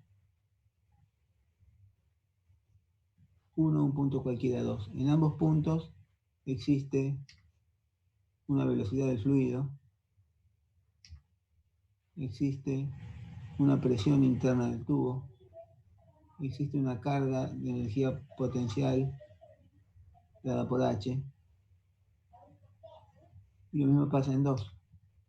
Hay una velocidad, hay una altura y hay una presión. De esos 6 valores, si conocemos 5, la ecuación de Bernoulli nos permite despejar el otro. ¿Por qué? Porque este término tiene que ser constante en todas partes.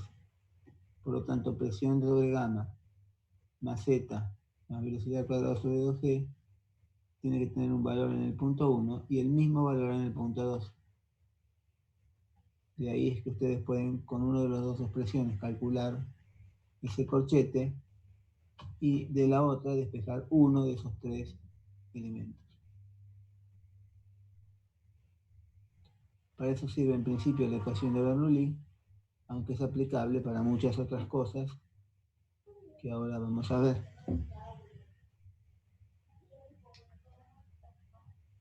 Veamos entonces las aplicaciones de la expresión de Bernoulli. La primera aplicación que se puede probar con la ecuación de Bernoulli es la sustentación de un ala, es decir, cómo vuela un avión. ¿Por qué vuela un avión? Un avión vuela primero por la forma del ala, ¿no? O sea, la forma del ala obliga a la corriente a dividirse en una parte que pasa por abajo y una que pasa por arriba. La que pasa por arriba tiene que comprimirse por la forma del ala, y al comprimirse apura la velocidad. Al aumentar la velocidad disminuye la presión, aparece una succión que introduce la presencia de una fuerza que la eleva. Es decir, si ese es el ala, vamos a ver que las líneas de corriente se apuran, se aprietan arriba del ala, generando una velocidad V3 mayor que V2. Ahí tenemos los puntos 1, 2 y 3. La presión que aparece de abajo para arriba es porque en el punto 3 la velocidad aumenta por la forma del ala. Como la velocidad aumenta, entonces disminuye la presión. En 2 hay más presión que en 3 y aparece una fuerza de sustentación que es la que permite que el avión vuele, que el avión no se caiga. Fíjense en este esquema, como siguen ustedes con la vista dos puntitos negros cuando tocan la nariz del avión, del ala, fíjense que los puntitos de arriba vuelan y los de abajo más despacito. Eso provoca un aumento de la velocidad arriba del ala, por lo tanto una disminución de la presión y un punto de atracción para que aparezca la fuerza de sustentación. Entonces el aire viene así, parte del aire pasa por debajo y mucha más cantidad por encima. La velocidad es mayor arriba que abajo y así es como aparece la fuerza de sustentación. Podemos plantear la ecuación de Bernoulli entre el punto 1 y el punto 2.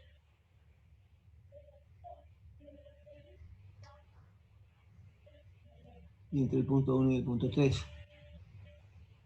Tanto el flujo que pasa por 1 y 3 como el flujo que pasa por 1 y 2 van a ser evaluados con la ecuación de Bernoulli porque se cumplen las condiciones en ambos casos.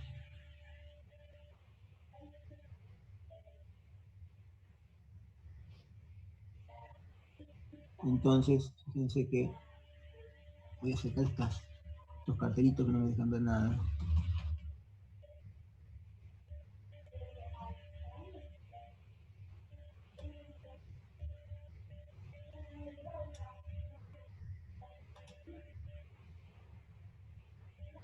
Fíjense que si tomamos la fórmula esta, que compara 2 con 3, es válido porque esta compara 1 con 2, esta 1 con 3, y de acá despejamos y reemplazamos.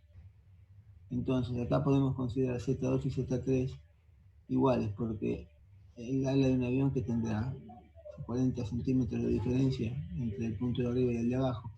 El ala está ubicada a 11.500 metros de profundidad de tierra, por lo tanto esos 40 centímetros no hacen la diferencia y pueden suponerse iguales. Por lo tanto la expresión se va a reducir a esa que está allí, que podemos convertir en esta otra, es decir, diferencia de presión es igual a la diferencia de los cuadrados de velocidad. Entonces, si vemos que la velocidad en 3 es mayor que en 2, la presión en 3 será mucho menor que en 2 y la fuerza de sustentación será importante. Muy bien, por esa razón vuela un avión, porque puede estar sustentado y eso lo explica la expresión de Bernoulli. El tubo de Pitot es otra aplicación de Bernoulli muy interesante, de mucha aplicación, y es la siguiente. Un tubo doblado, metido en una corriente, atacando una corriente de agua, permite que la corriente por la velocidad trepe en el cañito hasta una determinada altura. La altura, entonces, que se muestra en el cañito transparente es un indicador de la velocidad de la corriente.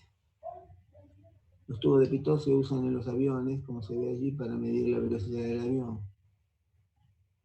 El aire entra por el tubo y sube en un medidor de mercurio en donde la altura del medidor está correlacionada con la velocidad. Entonces podemos aplicar la ecuación de Bernoulli entre un punto y otro, por ejemplo entre 1 y 2, donde el punto 1 está en la toma de aire en la punta y el punto 2 está en el final del tubo de mercurio. La velocidad de ese tubo de mercurio es 0,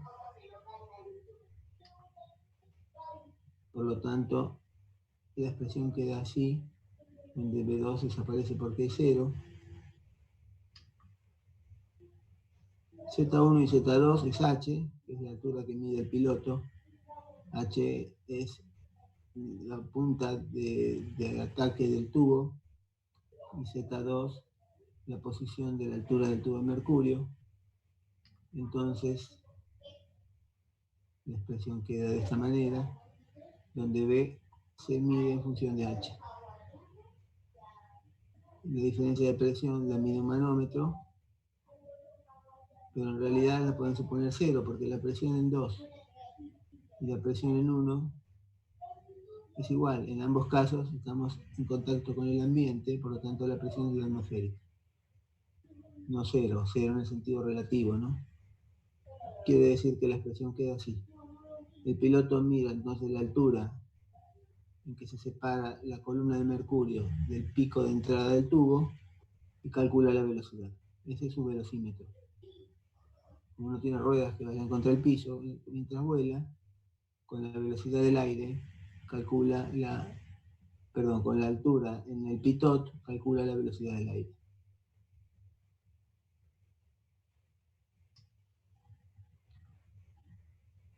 Otra aplicación de Bernoulli es el efecto de atracción.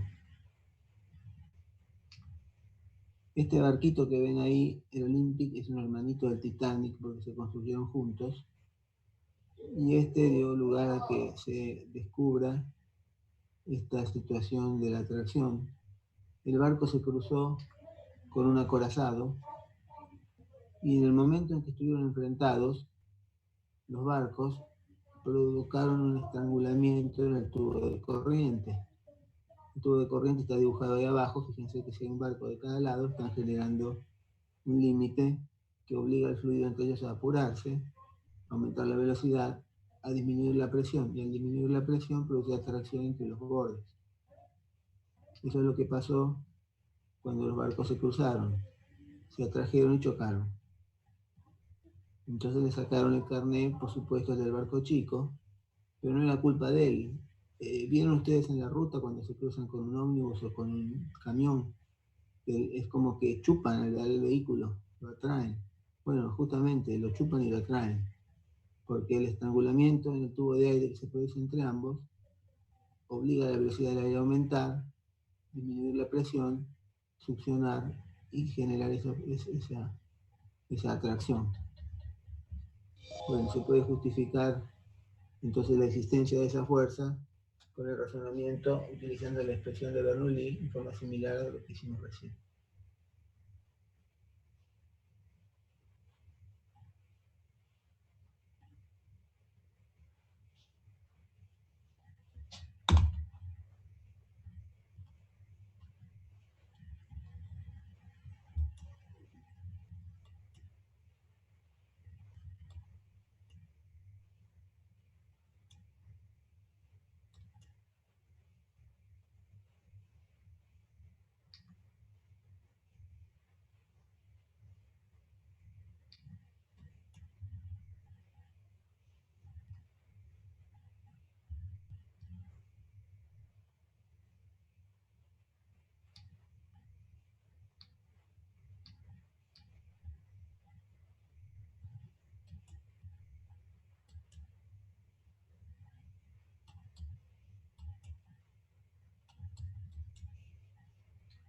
¿Qué le pasa? Esto ya no quiere funcionar.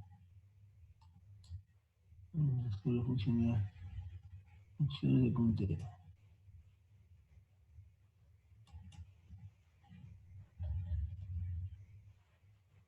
¿Cómo pongo el puntero normal? Tiene que volver a apretar el puntero láser, profe. Ah.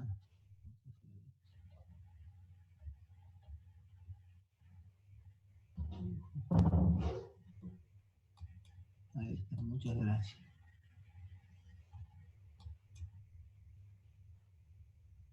Bueno, vamos a ver entonces el medidor Venturi, lo vamos a saltear y voy a explicar lo que es. El medidor Venturi es un dispositivo que se coloca en una instalación para estrangular el escurrimiento. Al estrangular el escurrimiento tenemos un manómetro que permite medir el desnivel de presión entre esos dos puntos rojos que están allí. Al medirse el desnivel de presión entre los dos puntos rojos, esa diferencia de presión se vincula con la diferencia de velocidades. Entonces, conociendo la diferencia de presión, se obtiene la diferencia de velocidades. Y es un dispositivo que permite medir velocidades en una instalación. Se deja colocado en forma permanente.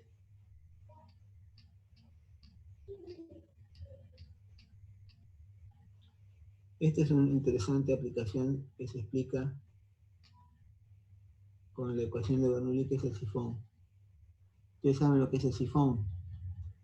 Ahora no pasa mucho, pero hace años la gente se quedaba sin nafta en la ruta, entonces algún auto paraba a ayudar para darle nafta, y había que sacar nafta del tanque del otro auto. ¿Y cómo se hacía? Se metía una manguera, se chupaba, y si uno zafaba de tomarse un buen trago de nafta, una vez que la nafta empezaba a escurrir, salía por arriba del tanque, siguiendo la manguera, porque se había logrado establecer el sifón.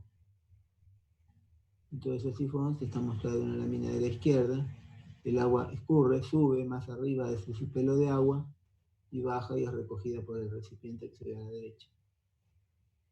Bueno, ¿para qué queremos hacer un sifón? Porque a veces es necesario, por ejemplo, para llevar ese acueducto, atravesar una montaña. Entonces, ¿cómo hacemos? Dinamitamos, metemos el acueducto en la montaña, excavamos en trinchera hasta llegar a la altura, o simplemente trepamos la montaña con el gasoducto. A veces es muy barato, es montaña rocosa, es muy barato, es muy caro hacer un túnel para pasar un gasoducto. Es más fácil que el gasoducto trepe la montaña. Pero eso genera un sifón, entonces hay que estudiar las consecuencias del sifón. Armemos el sifón entonces con una manguera, un pelo de agua, una distancia para arriba hasta el cuello del sifón y una distancia para abajo. Pongamos esos dos puntos rojos, pongamos a andar el sifón. Los dos puntos rojos están sometidos a ¿qué presión? El de arriba está en contacto con el aire, es presión atmosférica. El de abajo está en un chorro. Dijimos que los chorros están a presión atmosférica. Por lo tanto, si queremos saber cuánto vale el caudal, podemos aplicar la ecuación de Bernoulli entre los dos puntos rojos. Supongamos que conocemos el diámetro de la manguera. Y ahí tienen la ecuación de Bernoulli entre 1 y 2. 1 es el punto rojo de la izquierda, 2 es el punto rojo de la derecha. Z más B cuadrado sobre 2G más peso de gamma son las tres expresiones que vamos a aprender más adelante, que la expresión, la interpretación física de la ecuación de Bernoulli la dio Euler, con una ecuación que se llama ecuación de la energía, y que es igualita a la de Bernoulli, pero Euler la planteó de otra manera, de modo tal que le permitió su deducción darle una interpretación física.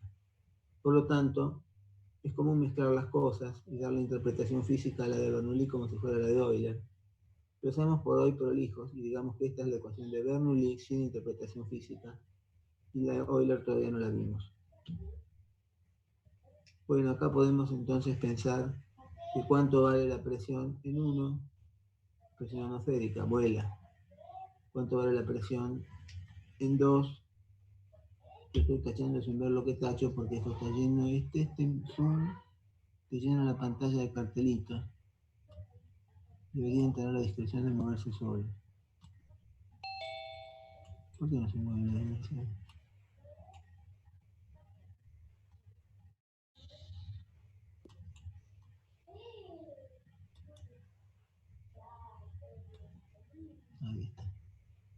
Bueno, entonces tachamos.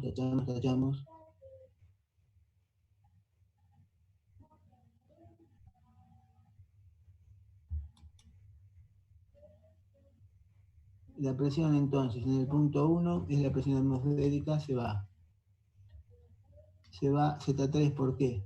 Porque si ponemos el eje en el punto rojo, entonces Z3 es 0.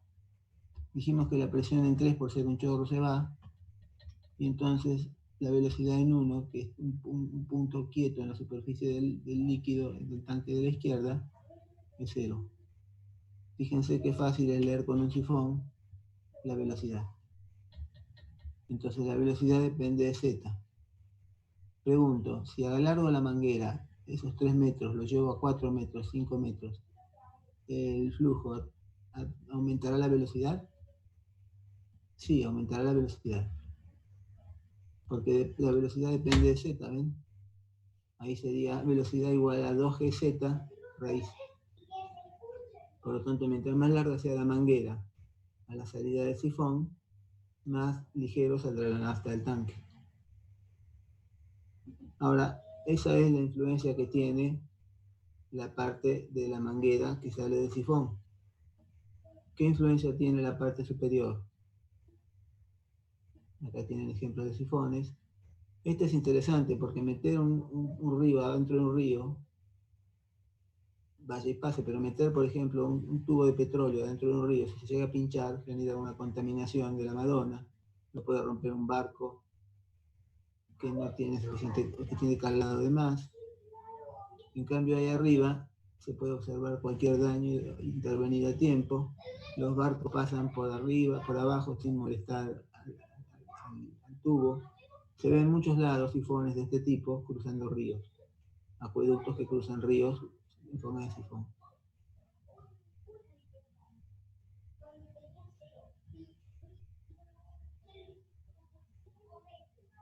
Hay uno ahí cerca de, en Nordelta, en la avenida Italia, hay un puente donde se ve un sifón.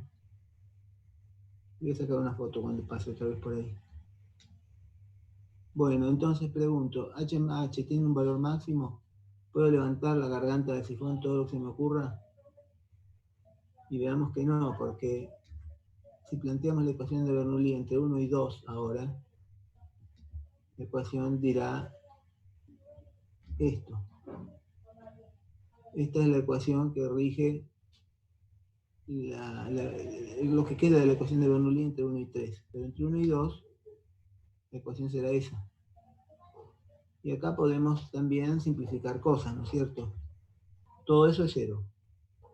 Porque si ponemos el eje en el punto 1, Z1 es 0, el punto 1 tiene velocidad 0, la presión es la atmosférica, y la diferencia entre Z1 y Z3 es H. La velocidad en 2 y la velocidad en 3 son iguales. En un tubo de diámetro constante, la velocidad es constante. Por lo tanto, son iguales.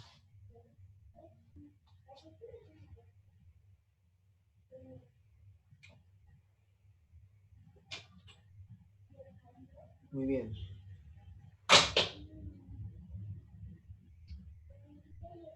La ecuación queda así.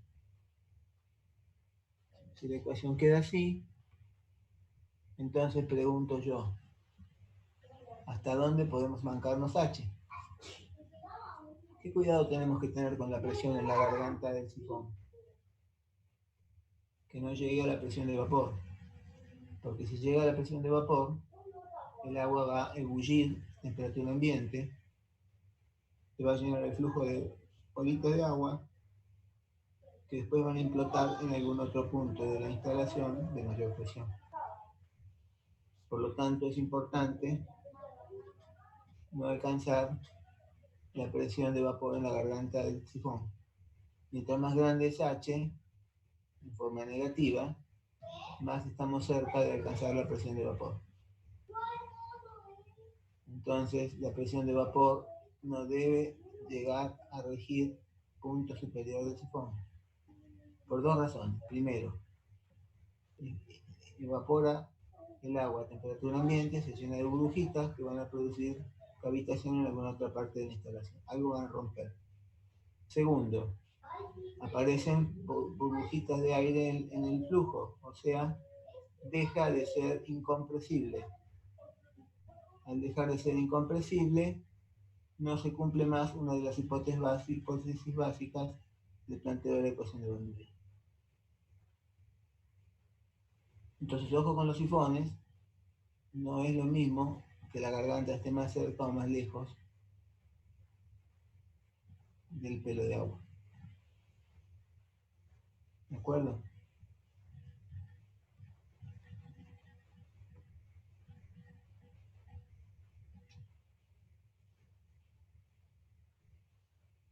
Bueno, vamos a ver alguna que otra aplicación más muy interesante de la ecuación de Bernoulli.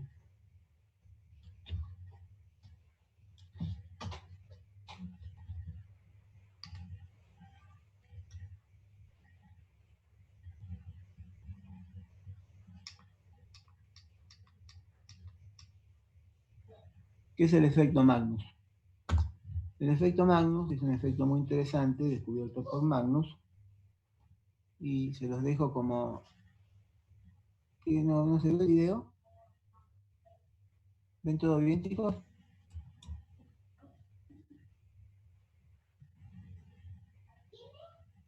Perdón, profe, no se entendió. Si ven bien. Sí, Sí, sí, profe. se ve la diapositiva. Bueno, el efecto Magnus entonces es una consecuencia que se explica con la ecuación de Bernoulli y que está relacionado con las pelotas en el sentido de la aplicación de este efecto de Bernoulli en ciertos deportes, por ejemplo en el golf. Imagínense un pelotazo de golf con esa pelotita, el aire pasa por ambas y es como si fuese el viento que percibe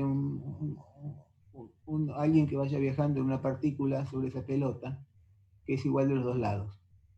O sea, o es la pelota que viaja en un viento que se queda quieto, o simulamos que la pelota está quieta y el viento se mueve, lo mismo.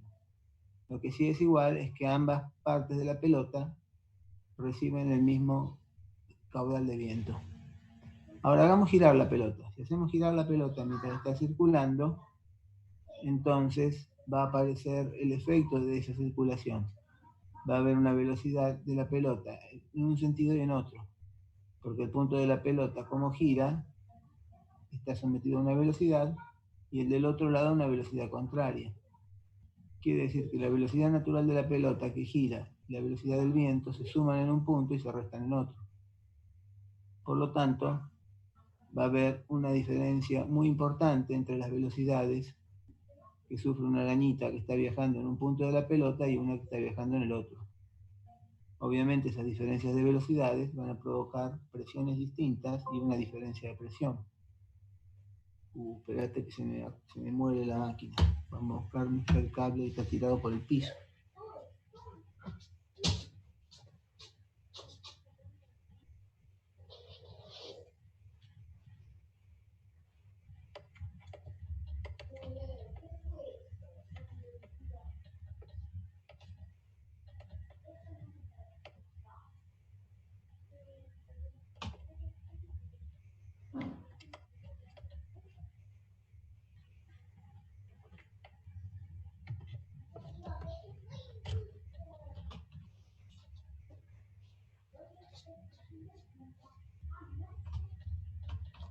Entonces, ¿cuál es la consecuencia de la presión tan grande de un lado y tan chica del otro?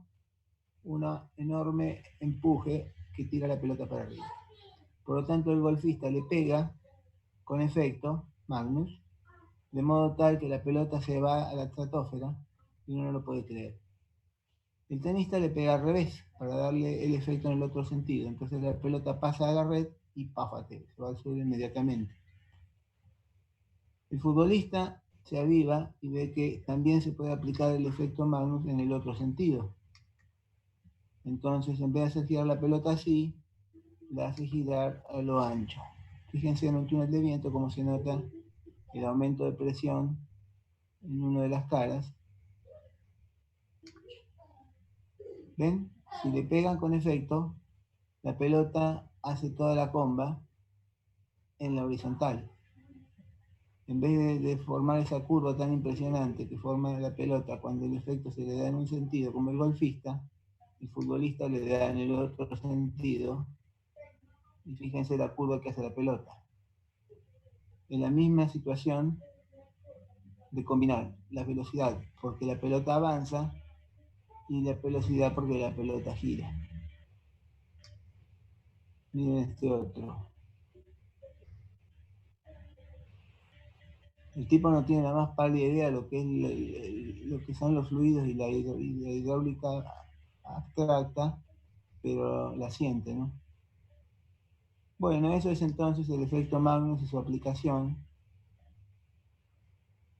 La placa de orificio es parecido al Venturi, son distintas placas redondas que se intercalan en una instalación para generar el estrangulamiento necesario para generar una diferencia de presiones. Simplemente la menciono.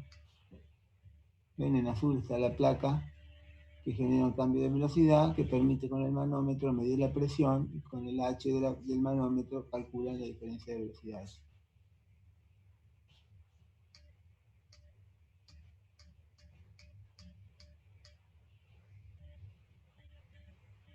La altura de la chimenea se explica también con Bernoulli.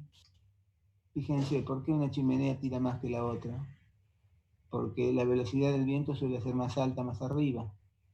A más velocidad, a más altura, más diferencia de velocidad, por lo tanto, más diferencia de presión. Aquí en vez de provocar la diferencia de presión con la velocidad, bueno, sí, del mismo modo es aplicable el concepto, ¿no? Es decir, una velocidad más alta, una altura más alta genera una velocidad mayor y una diferencia de presión mayor, o sea, sale más aire por la chimenea. B1, supongamos que B2 sea B1, la presión es distinta, ¿no? Entonces el caudal de aire que una chimenea puede extraer es mayor, si la altura es mayor. Por eso las chimeneas son tan altas, las que extraen mucho, digo yo, vapor, ojalá, ¿no? Son vapores de quién sabe qué.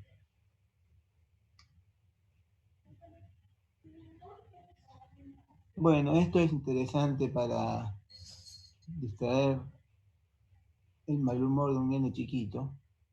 Si ustedes tienen un secador de pelo y le ponen la pelota arriba, ustedes creen que eso es difícil de sostener. Pero no, ustedes corren el secador y la pelota va con él. ¿Por qué? Porque el ataque del aire es disparo en el secador de pelo. El chorro central tiene más fuerza que los costados. Entonces, si ustedes ponen una pelota que no está bien centrada, van a ver que la fuerza que actúa en la velocidad del viento en un lado de la cara de la pelota es mayor que en el otro. Por lo tanto, la del centro, que tiene mayor velocidad, generará un punto de menor presión. O sea, el empuje aparecerá hacia el centro. Y la pelota siempre será atraída hacia el centro. Entonces, por más que uno le corra el secador, la tipa se va con él. O sea, si uno se mueve el secador, la pelotita se va con el secador. Lo cual es muy divertido. Bueno, le presento a los Bernoulli. Este es papá Bernoulli. Todos eran médicos. Este es el que descubrió la curva catenaria. Tuvo 3 hijos. Uno es Jacob, que es el de la prueba Bernoulli de proba. Y el sobrino de él fue Daniel, también médico, que fue el que estamos estudiando hoy. Bueno, la familia Bernoulli llenó las universidades de Suiza de genios, fueron todos unos bochos. Y Daniel, bueno, es el que estamos estudiando ahora. Bueno, llegamos hasta Bernoulli. La próxima vamos a arrancar con las formas integrales de las ecuaciones que rigen el movimiento del fluido. Vamos a ver la ecuación de la conservación de la masa, la ecuación de la energía, la ecuación de la cantidad de movimiento y la ecuación de conservación del momento. O sea, la clase que viene pesadita, pero pone los puntos sobre las IES y explica por qué los movimientos de fluido y por qué el fluido provoca la aparición de fuerzas, la aparición de momentos, la aparición de energía. Bueno, hasta acá entonces. Díganme si tienen algún comentario o alguna duda. Por mi parte no, profe, la verdad, todo muy claro. Bueno, muchas gracias. Pablo, ¿estás por ahí? Estoy por acá, Tito, sí. ¿Te gustó? ¿Tenés algún aporte, alguna contribución? ¿Algo que quieras decirle a los chicos? No, sobre esta clase en particular no. Lo que sí me gustaría preguntarles es si han podido avanzar con la práctica o si con lo que hicimos la semana pasada o lo que hizo Lucía la semana pasada pudieron avanzar o pudieron resolver los prácticos.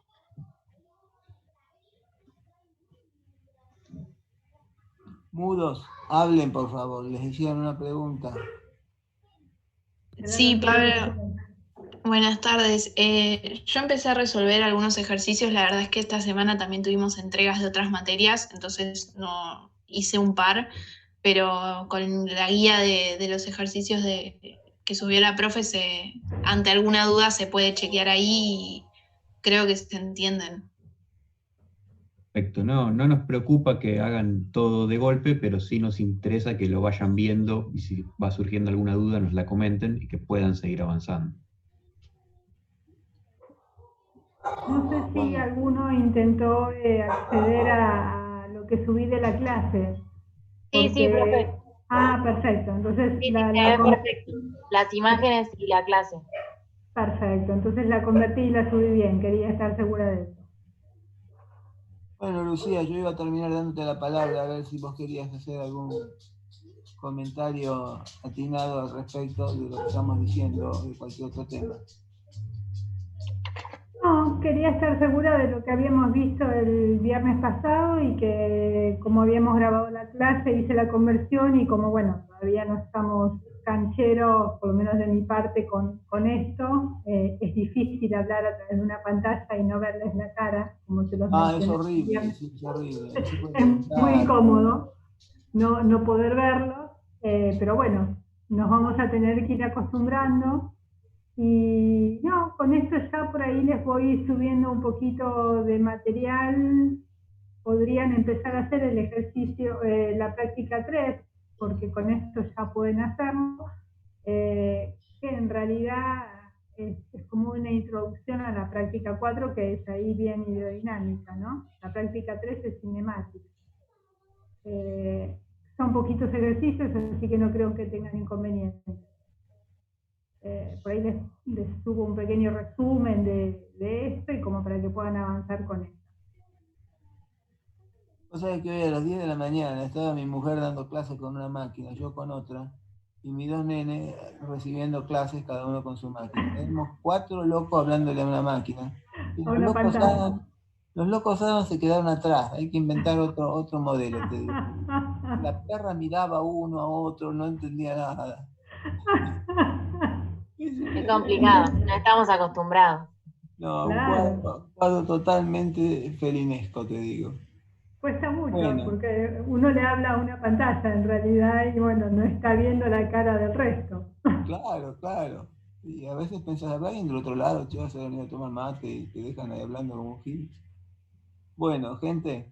Profe, perdón, ¿puedo hacer una pregunta a Sí, Lucía? claro. Sí. Perdón, yo tenía una duda con el último ejercicio de la guía 9, el ejercicio 9 de la guía. No. Sí. Mi duda era si yo tenía agua de los dos lados de la compuerta esa que hay. El ejercicio 9, espera que no lo tengo a mano. A ver. Porque habíamos llegado a ver hasta el ejercicio 8 el viernes pasado. Sí. Y el ejercicio 9, a ver, ¿lo tenés ahí para...? Y a ver si puedo compartir.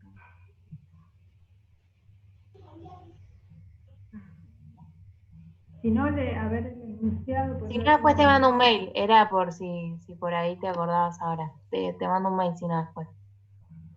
No tenés el enunciado ni nada. Para que lo Sí, puedas... el enunciado dice indicar en el dibujo de la figura que representa el corte de una compuerta rectangular ¿Dónde se debe colocar el eje para que la compuerta no gire? Y analizar qué sucederá si desciende el nivel del agua. Sí, hay agua de ambos lados. Ah, de los dos lados, esa era Sí. la duda. Perfecto. Sí. Listo. Muchas gracias. No, pues. Bueno, gente, los dejo entonces. Si no tienen otra pregunta que hacer, les deseo un buen fin de semana. Gracias. Buen fin de Bueno, Betty, semana. Lucía. Gracias, profe, Gracias, igualmente. igualmente. Buen fin de Gracias, semana. igualmente. Muchas gracias. Hasta Chao, luego. gracias.